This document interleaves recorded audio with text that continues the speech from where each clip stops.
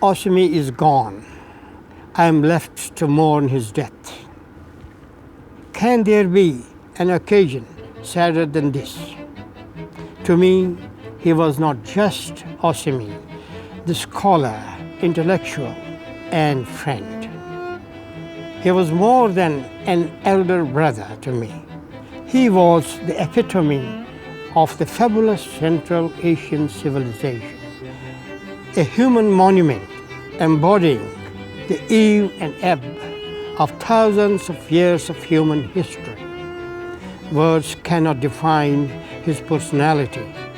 It defies not only words, but also comprehension. He was colossus of a human being, a titan, in true sense of the term.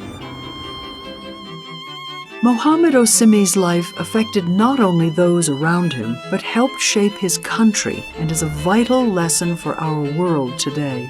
His impact unfolds through the memories of those he touched, and that is the way he would have it, proud to listen to others. His journey is extraordinary. From a boy born in a town in northern Tajikistan to a doctorate in philosophy and ultimately bringing diverse groups together during a bloody civil war. He was a soldier, poet, a scholar, and a father.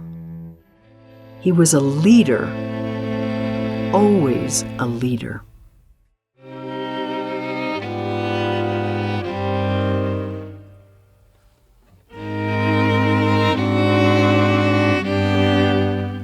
We used to ask a lot about the World War II, and he would show us all the scars he had from the World War II. A graduate of Samarkand State University, Osimi and his two brothers entered the war, fighting in Leningrad. من رفتم به لنینگراد نه به حیث اسپرانت بلکه به حیث کماندری بطری خودگرد نیم تانکیست و نیم ارتلریست یا هم تانکیست و هم ارتلریست. Muhammad Osimi, going into battle, noticed one of their tanks had a broken hatch. He took that one. When he was hit by an enemy tank, the broken hatch saved him. He could get out of his vehicle, but he was burned from head to toe.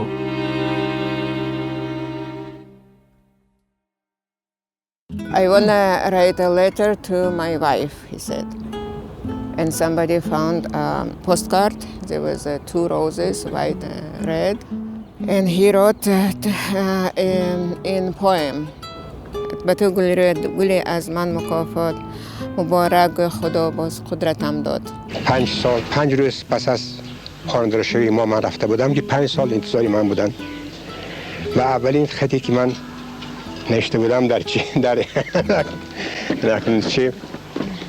از شفاخانه و تو گلی از من مکافات مبارک گو خدا چون قدرت داد.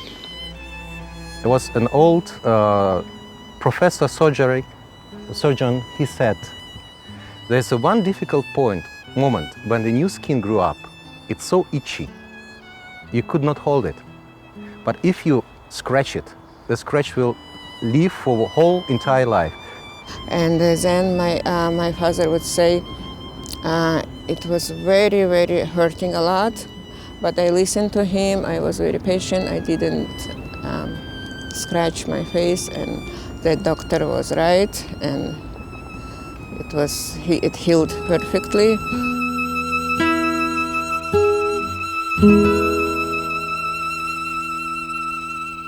In 1946, my father still was serving army, even the war finished in 1945. They wanted him to stay in this field. And they even foreseeing the very big career, military career for him. But my father again and again was asking them to let him go. And he thought that I want to serve peace through the promoting education, science, and culture.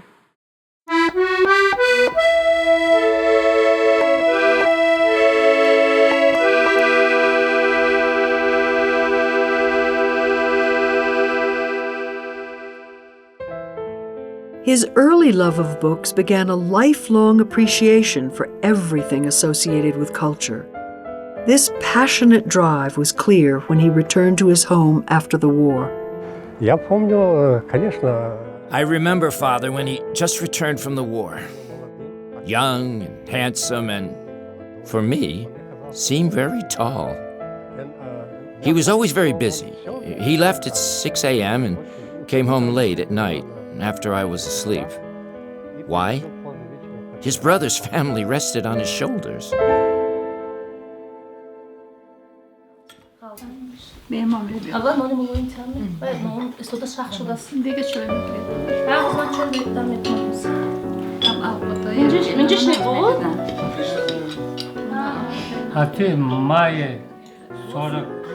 May 1944, our father, his brother, died in Leningrad.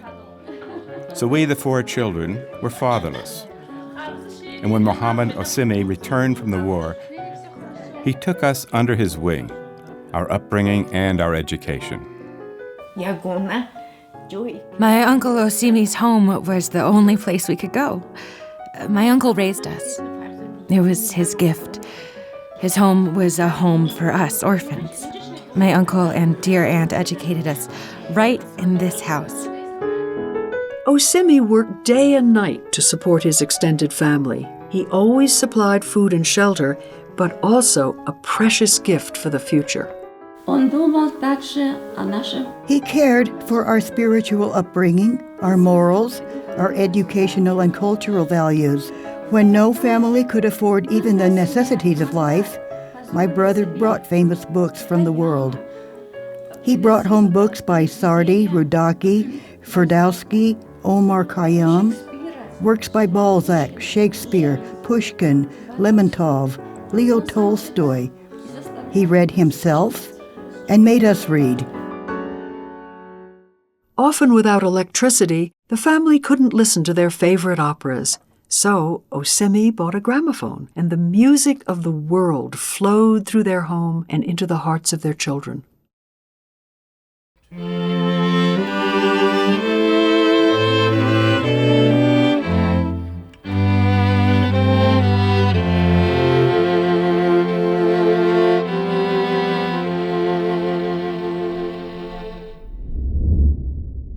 Tajikistan located is very remote from almost any place.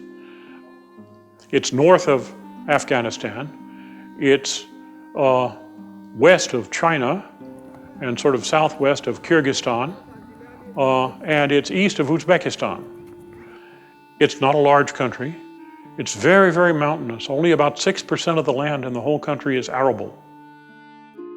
In a country as remote as Tajikistan, schools can be a challenge, more so after a war. But even with food and jobs scarce, Muhammad Osimi pursued education for his country's youth in the form of a technical institute. In order to gather students from rural areas, he and the work group traveled around the country and campaigned for students to come to the school. In order to recruit teachers, he went to Moscow and Leningrad, searched for older students from Tajikistan who were studying in Russian universities, and began campaigning for them to return and teach here at our university. He was only 36 years old. Muhammad Osimi became the president at 36 and served as president for 6 or 7 years.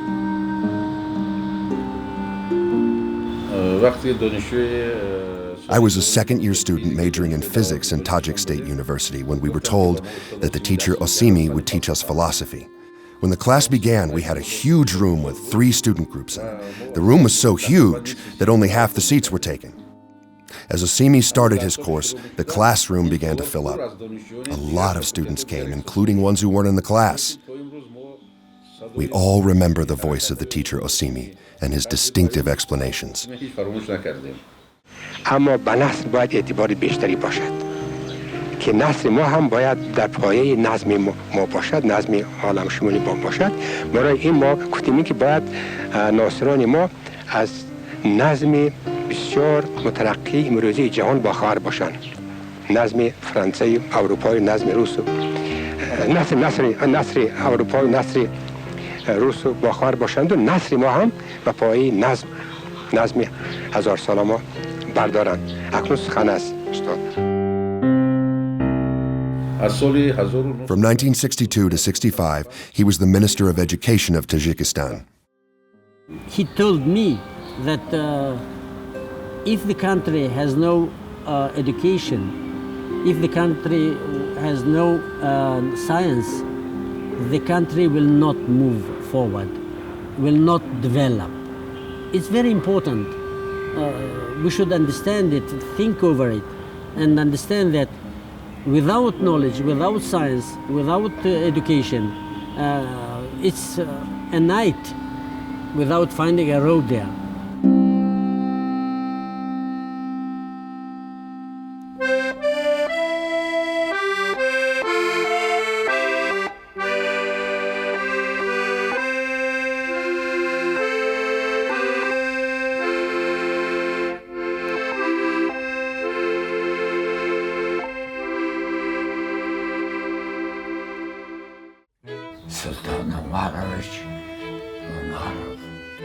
After Sultan Umarovich's death, the government of our republic faced the question of who should be the next president of the Science Academy.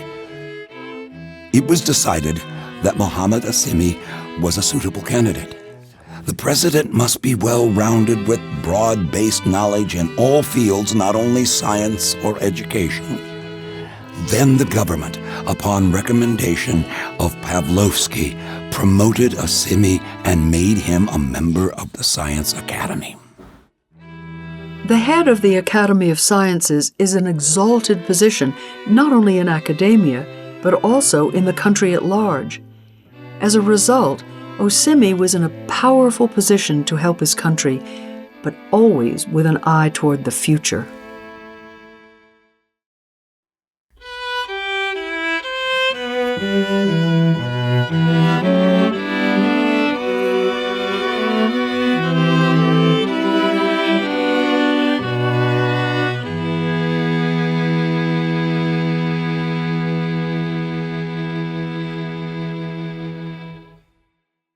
There was one thing, there was a project to build up nuclear power plants in Tajikistan.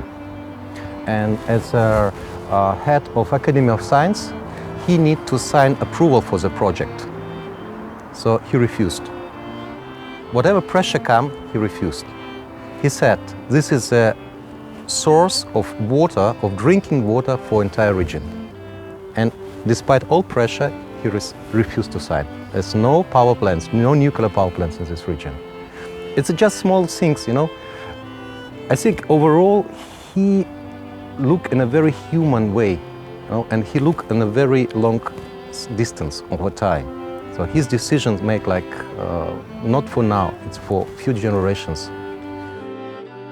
My father translated many books, especially scientific books, from Russian language to Tajiki language, especially students' textbooks. He has for physics, mathematics, because he wanted young generation to learn all the subjects in native language. My father was author and the editor of Russian Tajik dictionary, and it was in several volumes. My teacher Osimi and I founded the Writers' Union of Afghanistan. We also founded the Afghanistan Academy of Science. His care and compassion for Afghanistan was just tremendous. از سفرهایی که من داشتم برای من البته سفرهای افغانستان سفرهای خیلی مهم بودند. و من نصیب شد که در تأسیس اکادمی علوم افغانستان شرکت ورزم. He kept going there, despite the war. He went to this country without fear for his own life. The embassy representative would say, "Muhammad Osimi, it's dangerous there, do not go." And he would reply, "You can stay here, but I am going." And he did. He understood Afghanistan. I must say that if at that time Muhammad Osimi would not put such efforts into establishing the Academy of Sciences, perhaps we would come to the conclusion that it can wait.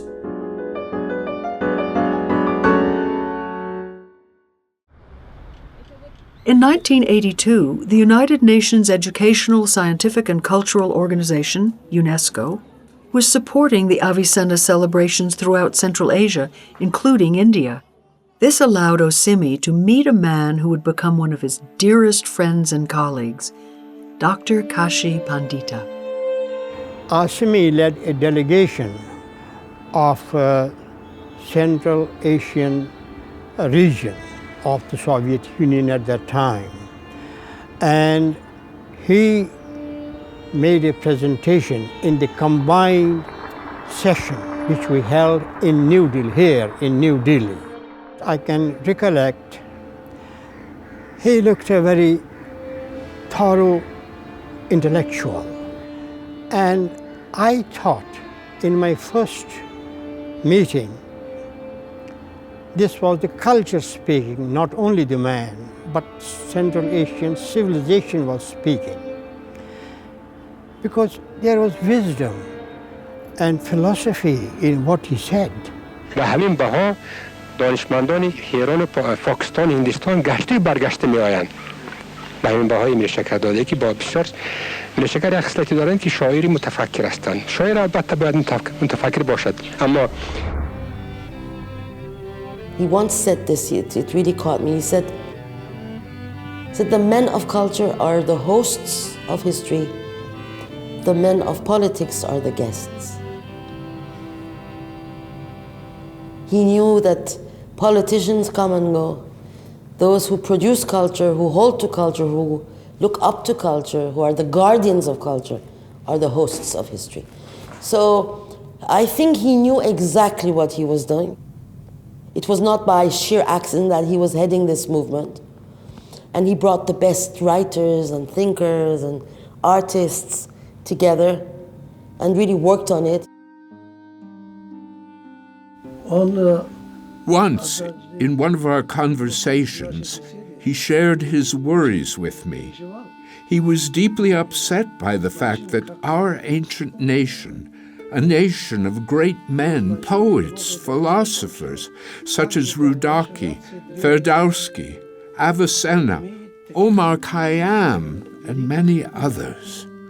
How could it be that a nation that gave to the world such great men was involved in a civil war?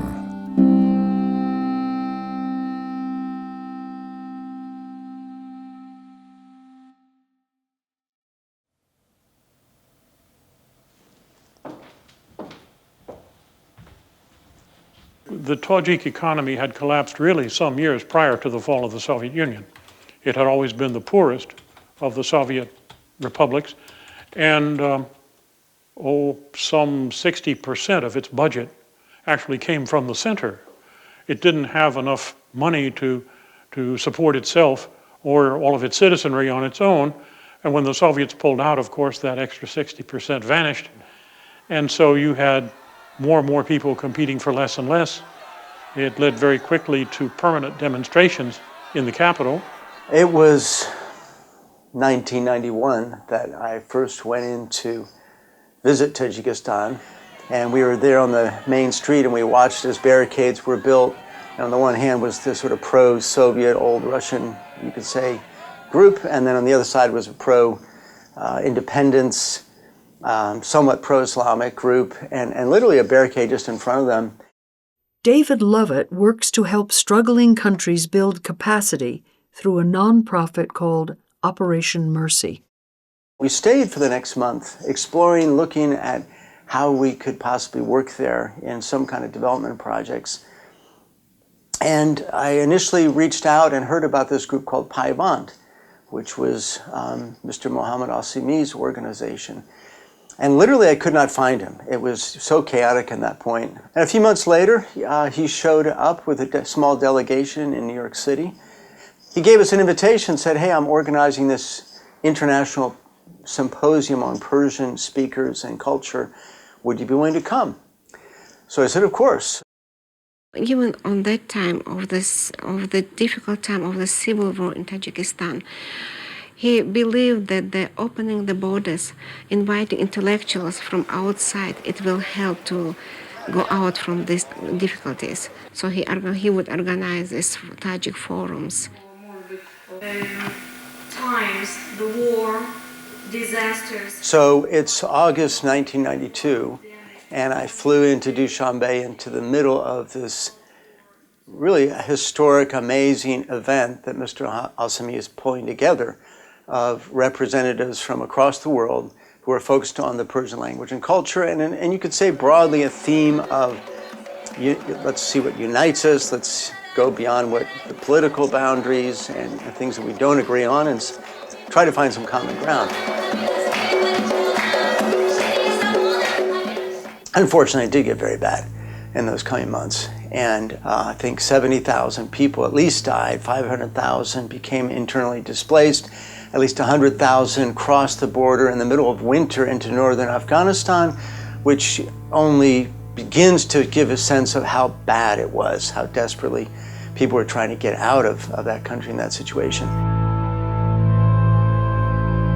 This is now January 1993. So the fighting kind of ended mid-December. A few weeks later, we flew into Dushanbe. And it was a ghost town.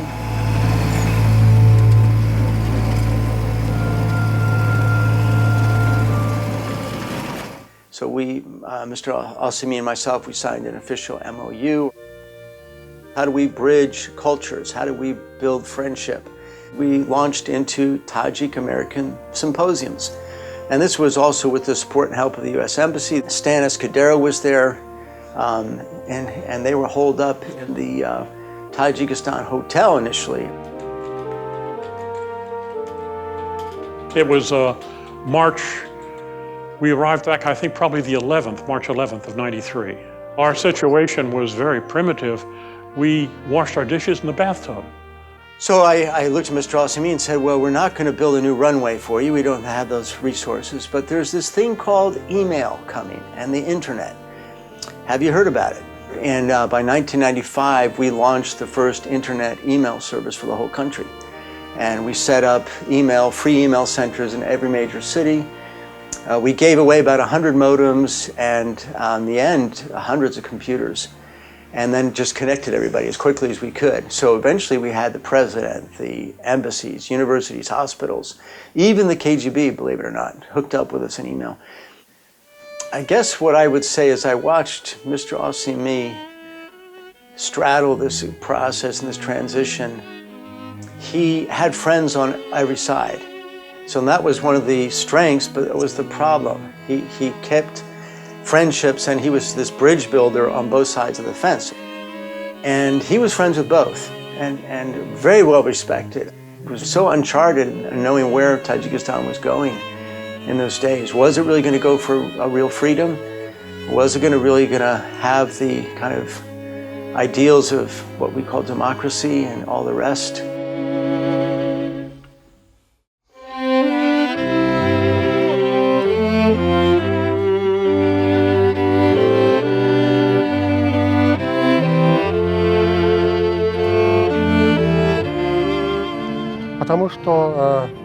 Because one should not be indifferent. Sometimes we close our eyes to many things and think it will pass. Every person feels like he can do nothing, but together, they can do everything.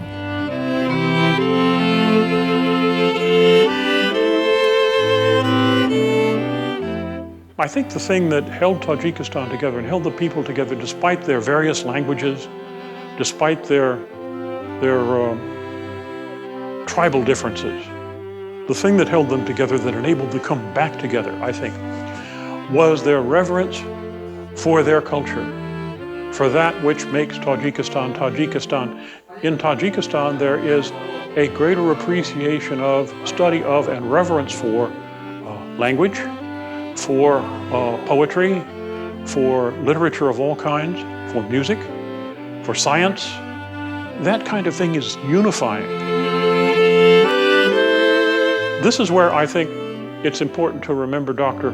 Osimi because he was within the cultural community regarded as a giant of a man because he devoted himself to the preservation of their scientific traditions. And I really think that appreciation for their culture and their science and their history, I think that was a major pillar of the resurrection of the country. And for this, I think Dr. Osimi deserves a great deal of credit.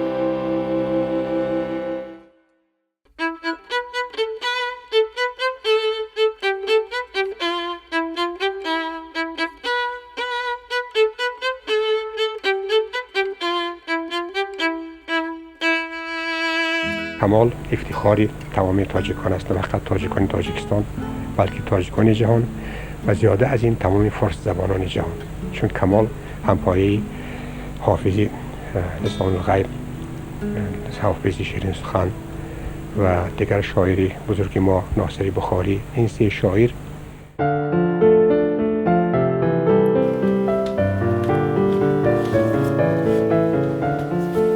Art saves people. Reciting poems, playing music, singing together, that unites people. And from that point of view, Tajiks has a fantastic history. And this time also, when the civil war started, we having our genesis alive, we knew that art will save us. Mrs. Shahidi played an important role in providing a site where these groups could come together and practice and where they could feed off of one another.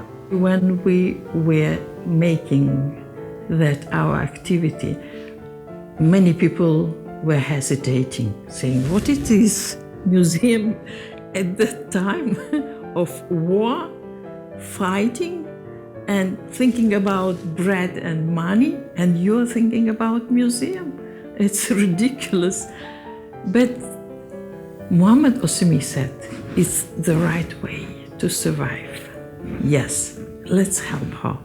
We are at the Museum of Musical Culture. Here, we collected the most important documents as the evidences of our development.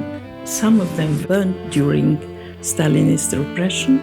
And this is opera Comme Deva Madan. One is Muslim, the other is Hindu.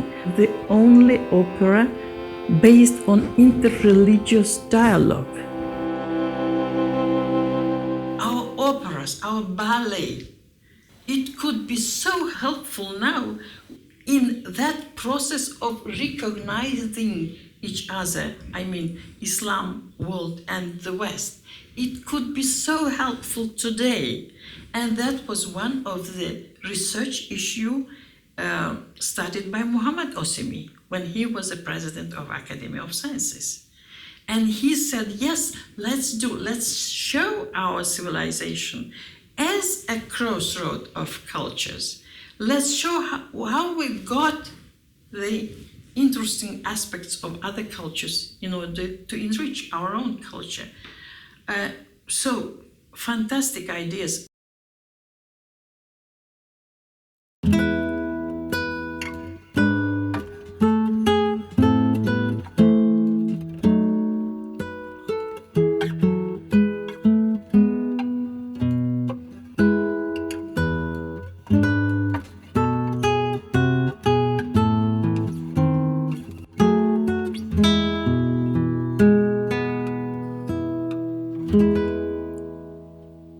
So Tajikistan's independence was, we have open doors. And yes, we really want to see all those we haven't been able to see and interact with. And yes, we want to publish books together. And yes, we want to sit around the same table and eat the same rice and listen to each other's music, and we are open to the world. And oh, you're an Iranian from the opposition living in Sweden. Who cares? You should come too. And oh, you're the writer working for an association inside Iran under this regime. I don't care. You should come too. Okay, there's this expression in Tajik which is fantastic. It says, you are the light of my eye, the crown on my head. So you are welcome, that's what it means. And I think Dr. Osimi was living that and actually making it happen. It was Osimi's drive and charisma that brought Persian speakers together and perhaps held his country and the region together as well.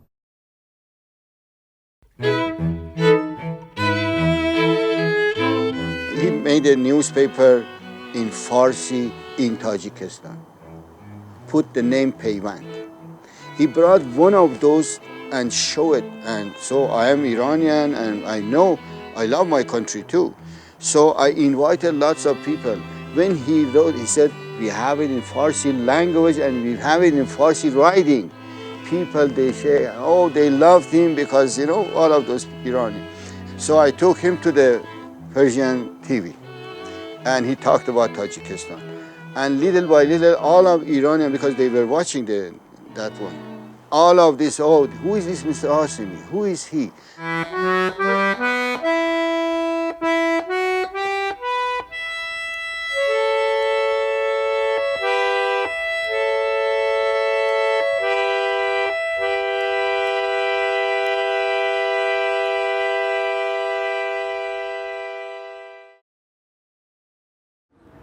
As UNESCO began to deal with the history and civilization of different regions of the globe, a day came when they found that it was very important to have a comprehensive history of Asian civilization. He was one representative of USSR and from the Academy of Science at this moment, but he was very clear that immediately he said, no, we cannot, for example, put aside China. China is extremely relevant, even if we are talking about Central Asia, because the western part of China is also one part of this area. You have Chinese, you have Indians, you have, of course, Pakistan, you have, of course, Iranian. This is why I consider that Asimov made a very good job, because he invited to be editors and contributors to these different volumes, persons that represented all this area. Muhammad Osimi led the team to take on the monumental task to chronicle the history of Central Asian civilization. This involved overseeing meetings throughout half of the world and allowed him to once again strengthen connections with Tajiks, even in France. It was Saturday, I do remember, because on weekdays he used to go to his office and I had time to go to the city. And on Saturday, in early morning, we came here to the Luxembourg Garden.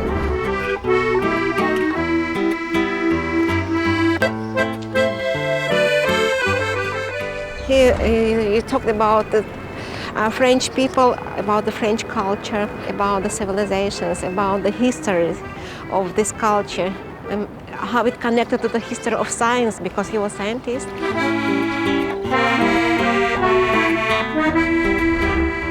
From our childhood, we were introduced not only our culture, Eastern, but we were introduced on Western culture too. Himself, he was the person combining two cultures, just Western and Eastern cultures, and and he could keep this in balance. Dearest Professor Bosworth, Asperish Raftant. So he worked a lot on editing manuscripts, and this was a very important project of UNESCO.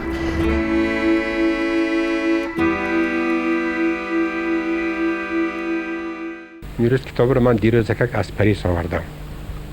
این کتاب کتابی تاریخ، جلد اولی تاریخ تمدن آسیای مرکزی.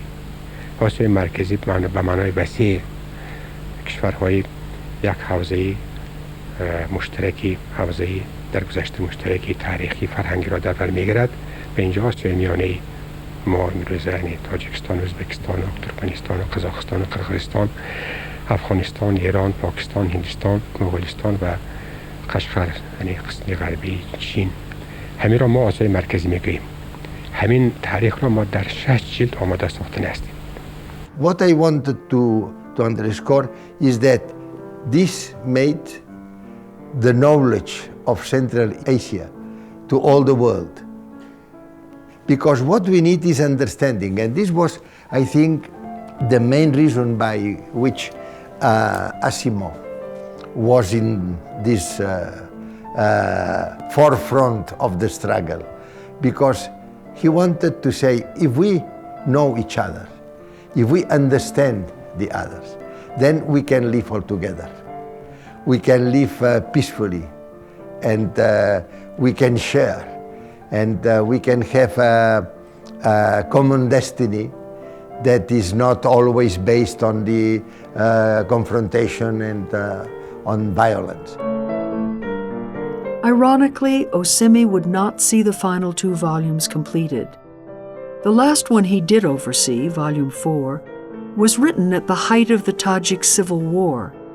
With the unity and territorial integrity of his home nation at risk, it was as if Muhammad Osimi was drawing on the echoes of his ancestors, creating a reminder of the history of his nation and a hope for the world.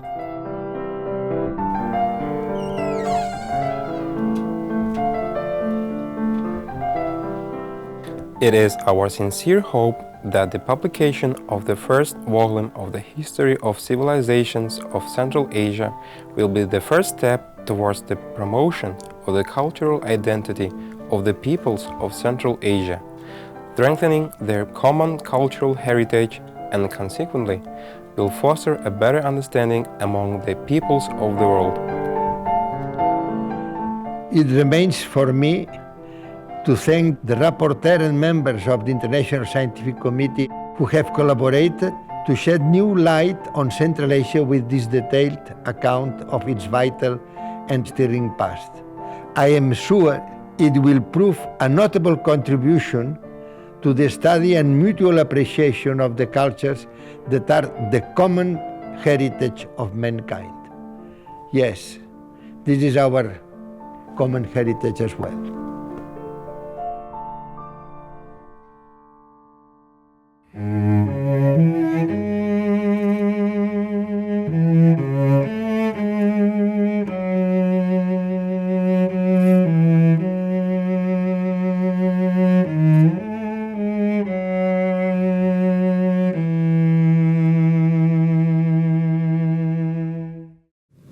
So I arrived in May 92 in Dushanbe. And very quickly, actually, I met Mr. Osimi. And I never told anyone, but he cried that day, Mr. Osimi. All the intellectuals, the great men and women, everyone was in the process of questioning himself or herself. Something big had happened. It was not a banal moment. It was a historical moment. And then all of a sudden, everything that they had been told about the universe, about how history worked, about how nations worked, suddenly collapsed in a day. And then they were told that, in fact, it was all upside down. They were told that there was no dialectic materialism. They were told that government-directed economies didn't really work very well if you compared them to free market economies. They were told that their Soviet friends and brothers had actually been colonial masters. And they were told that those of us who were their deadly enemies were really their friends.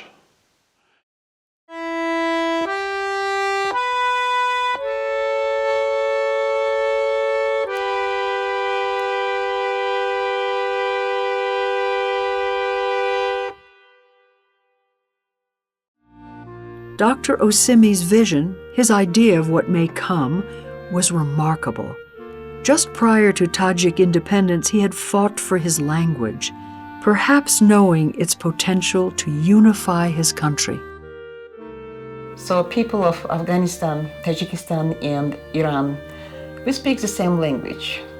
We have the same root, the same culture and heritage and history.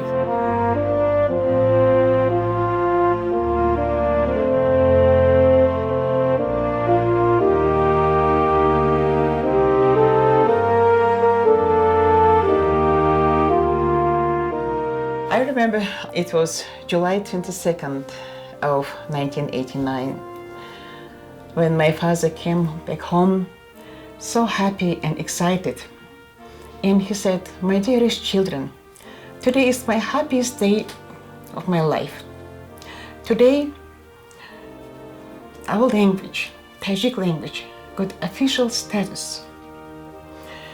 Through the language, through the keeping our heritage passing, which was written in our language, Tajiki, Dari, Farsi, to the next generations, because of all our heritage and national values."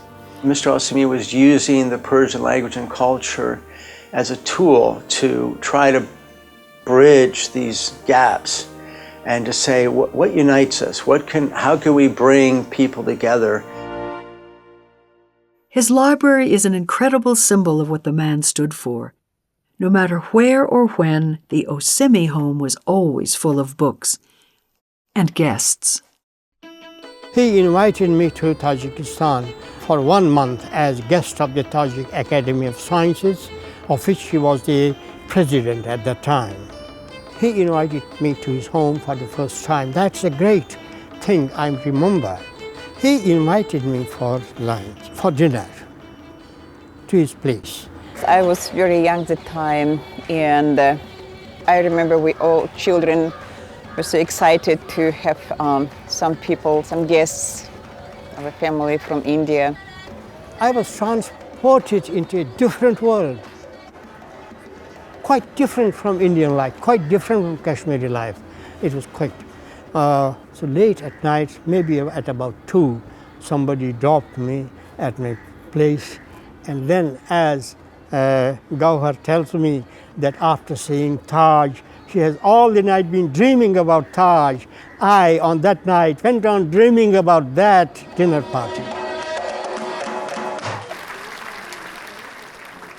My father had so many friends, but it was some kind of spiritual connection, intellectual connection between two great men, my father, Muhammad Osimi, and Professor Pandita. So, as they had the same common world vision and fundamental values. Decades later, one of Osimi's daughters, Gawar, visits with Dr. Kashi Pandita in his homeland of India. Dreaming of the Taj Mahal as a little girl, she now tours this wonder with a man dear to her father and her family. I want to see India through the eyes of my father.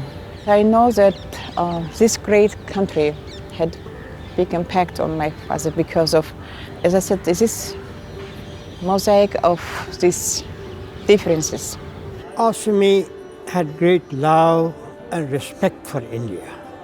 This was what we call a conglomeration of various lines and aspects of civilization. This was one of the reasons why he loved India. My father was a scientist and philosopher. And he always reminded that science cannot be Eastern or Western. Science belongs to the humanity. The art, literature, music, they have no borders. They all belong to the humanity.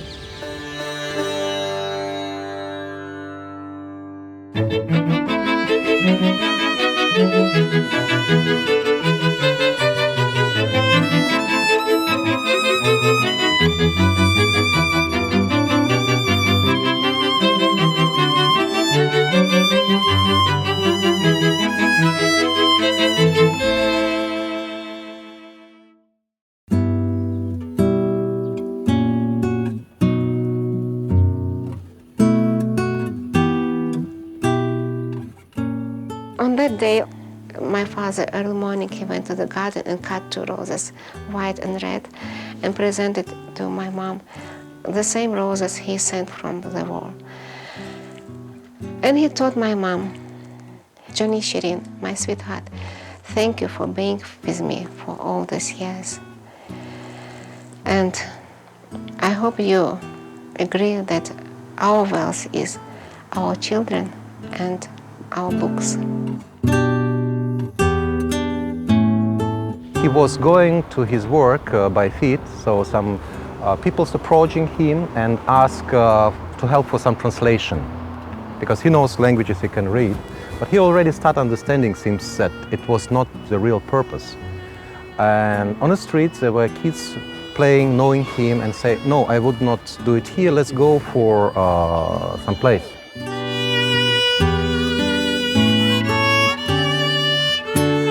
You know, I think he was not concerned really about himself. He had concern about others, that nobody get hit, that no kids around will get hurt. I'm pretty sure that was his intention and thoughts at that moment. There was school nearby, so they entered school, nobody was there, and then the murder happens.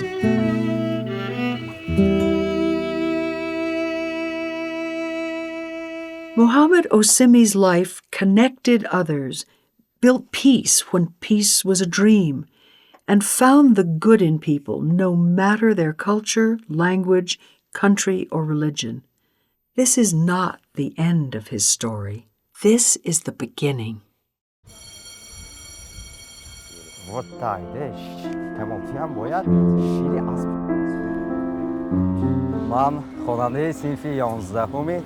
I am a student in the 11th grade studying physics and mathematics at school number 1, which is named after the first academician, Muhammad Osimi, in the city of Kujan.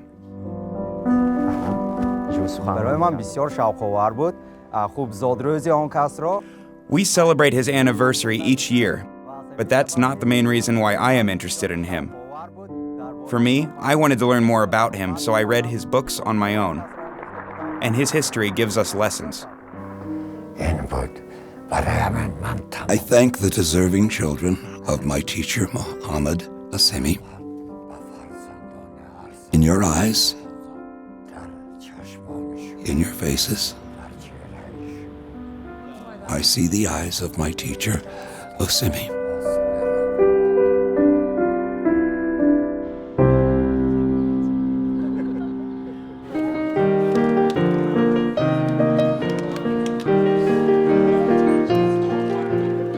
Thus, left with not many days of life as I am, my heart goes to the children of my friend in Kujan. They are as good as my own children, part of my life. Who knows that we descended from the same ancestors who were one another's kith and kin before they migrated from Central Asia to northern India thousands of years ago. The blood speaks, so do I speak to Osimi's children. And they speak to me, the descendants of our common ancestors.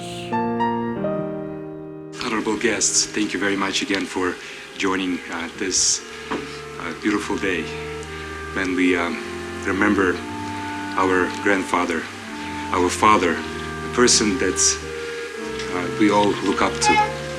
I would read his books in his library, which I absolutely adored.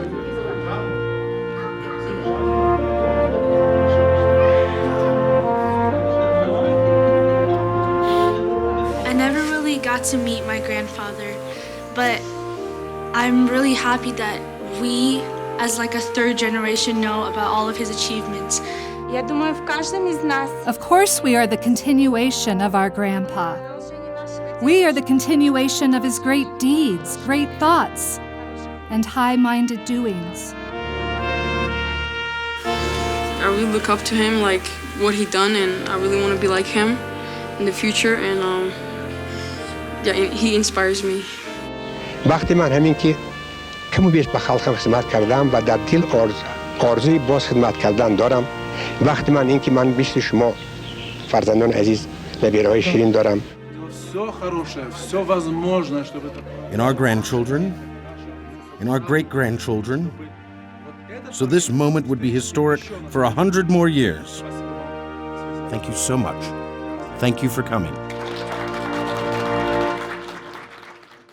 Today I find that the world needs such people. The world is at a very critical stage of history where people must choose whether they have to survive or perish. We are living in times where we have people in power who do not want history. There should be no history. History starts with them and ends with them, so that anything can be done, right? There is no history, there's nothing to test with. In other countries far away from Tajikistan, we're experimenting it right now. So yes, it's very difficult to fill in the shoes of Dr. Osimi.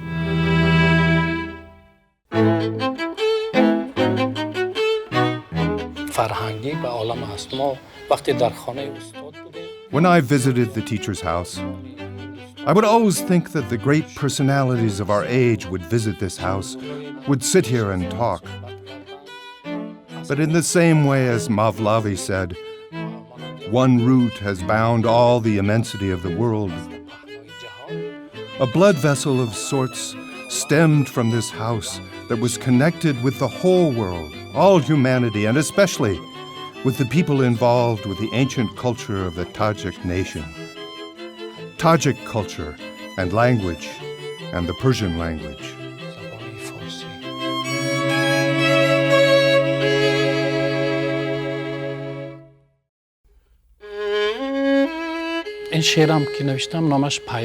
The name of my poem is Payvand, Connection, and I wrote it on my way to teacher Muhammad Osimi's house. ای رهگذر بیست بار بروی راه نگر نقش پای کیست این کوچه باغ سبز در آغوش شهر عشق سرشار مهر گرم و دل آشنای کیست این جاده عزیز قدمگاه عارف است یا باغ شاعر گلگشت شاعرانه شهرمرد عاشق است یا کوی دلبره هر کس که بود پیشتر از ما کشیده است زین راه کاروان نیاکان خیش را با رود رودکی و با گلبانگ مولوی ارواح شادمان نیاکان خیش را اینجا پیام حافظ شیراز زنده است راز کلام بیدل دلباز زنده است از هر دل ترانه اقبال می رسد پیغام شرق زنده و اعجاز زنده است این مرز دانه کشته عینی و میرزاست بعد 1000 ساله خرمن سپرده ها این دفتر محبت شیرین لایق است این دفتر محبت شیرین لایق است در وصف زنده ها و عنوان مرده ها این کوچه باغ جاده فرهنگ تاجیک است آغوش واکشاده فرهنگ تاجیک است در پرده سروده یاد گذشته ها آهنگ تازه زاده فرهنگ تاجیک است این راه معرفت یک مسافر است آنی که کو به کو غم ملت کشیده است در عرصه جهان پیوند تاجیکان بار 1000 خواری و ذلت کشیده است ای رهگذر بایست بار بروی راه نگر نقش پای کیست این راه عارف است یا باغ شاعر گلگشت عاشق است یا کوی دلبره این راه خانه استاد آسیمی است پیوند جاودانه استاد آسیمی است